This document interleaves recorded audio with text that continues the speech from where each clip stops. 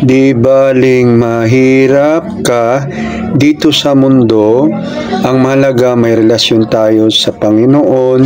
Yan ang kayamanan din na nanakaw ng kahit na sino. Amen. Okay guys, pag-usapan natin yan guys, no? Quote yan na di daw baling mahirap at basta ang importante may relasyon sa Panginoon. So kung papansinin mo yung quote na yun guys, parang tinatawag na kuwan siya yung mislead sa mga kabataan, no?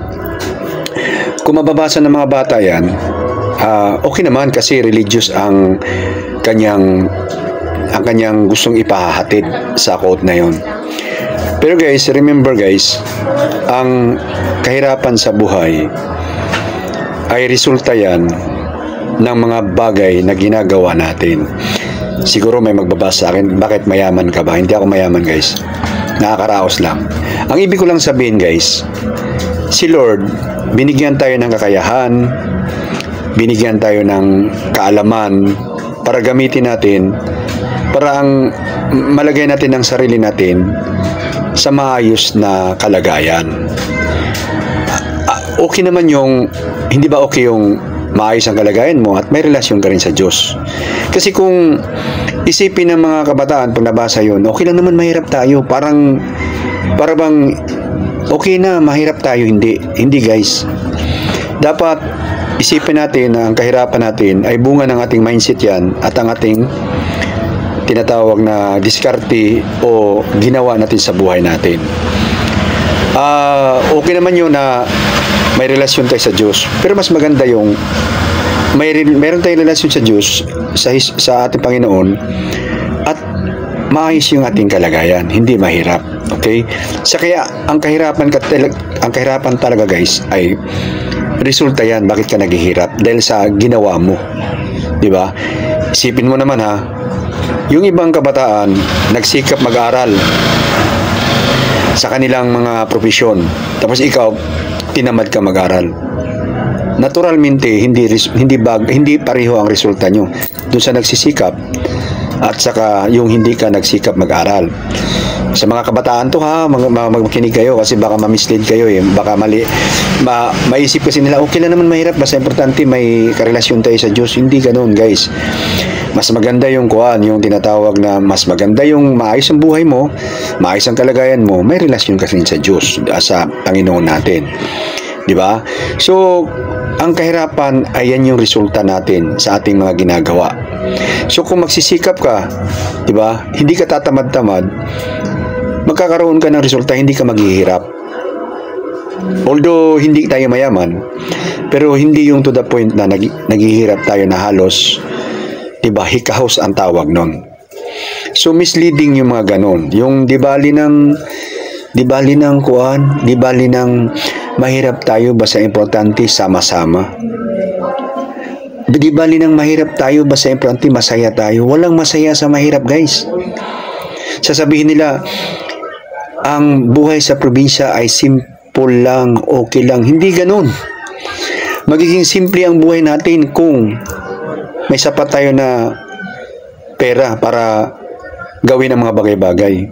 Sa probinsya, taga-probinsya ako, taga-Bohol ako, taga-probinsyano akong tao. Hindi simple ang buhay doon. Minsan akong unang pag-aasawa ko, wala akong trabaho nasa probinsya ako, naging isda ako. Mula umaga alas 5 hanggang alas 5 ng hapon, alas 6 ba, nangingisda kami at nabilad kami sa araw. Hindi namin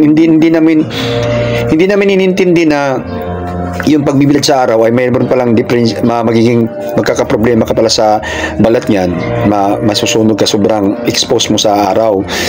So ganun. Tapos in the end of the day, dahil sa probinsya dati mura pa lang naman ang isda, hindi tulad ngayon sa Bohol, malahal lang isda ngayon. Nung panahon namin sobrang mura ang isda, ang dami namin isda, apat kami, nangingisda kami apat, may benta kami 300. Magkano lang benta namin? Magkano lang share namin? Tag 50 lang kami buong maghapon yun. Paano naging simple ang buhay na yun? Kakayanin bang i-budget yung 50 sa bigas sa pamilya ko? Hindi. Nagiging simple lang ang buhay.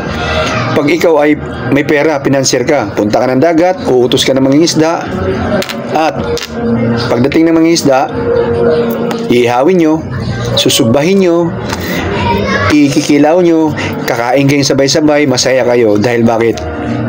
Dahil may isang financier, may pera.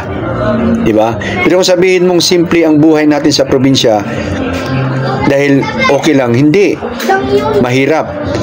Magsasaka ka? Mag-aararo ka? Hindi simple yun. Mahirap yun. Kaya nga saludo ako sa mga farmers. No? So, I hope na magkaroon ng linaw to sa mga kabataan. Hindi magiging simple ang buhay, guys, kung mahirap tayo. Hindi magiging simple. Kaya, mas maganda kung medyo nakakaraos tayo at may relasyon tayo sa Diyos. Mahirap kasi sabihin yumaman kasi mahirap naman talaga gawin ang pagyaman. Pero yung magkaroon lang tayo ng tinatawag na sapat na buhay na matasabi nating hindi mahirap, maginhawa lang. Okay, so ito ay ginawa kong video to para sa mga kabataan kasi baka pag nababasa nila yan, palaging ganun di baling mahirap, di baling kuan, basta masaya tayo. Hindi masaya ang mahirap. Punong-puno ng pasakit ang mahirap. Subukan mo magkasakit ka at mahirap ka.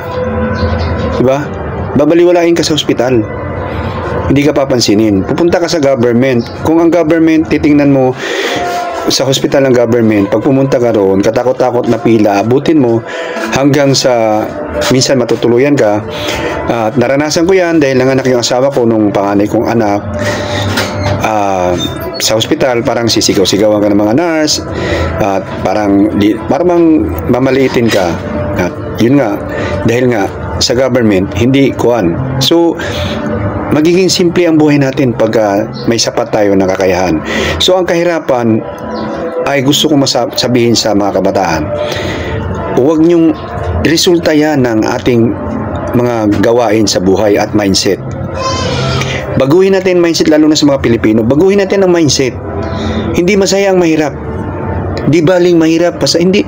Pwede namang maging mayaman ka na may relasyon ka sa Diyos. Di ba? Ganun yun, guys. So, huwag tayong tumigil magsikap. Huwag tayong tumigil makipaglaban sa buhay para guminawa man lang. Hindi mahirap. Kasi ang hirap, pag mahirap tayo, kaya nga salitang mahirap lahat ng bagay hihirap sa iyo kasi mahirap tayo. Okay? So, mas magandang maginhawa ang buhay, maayos ang pamumuhay mo, at may relasyon tayo sa Diyos. Okay?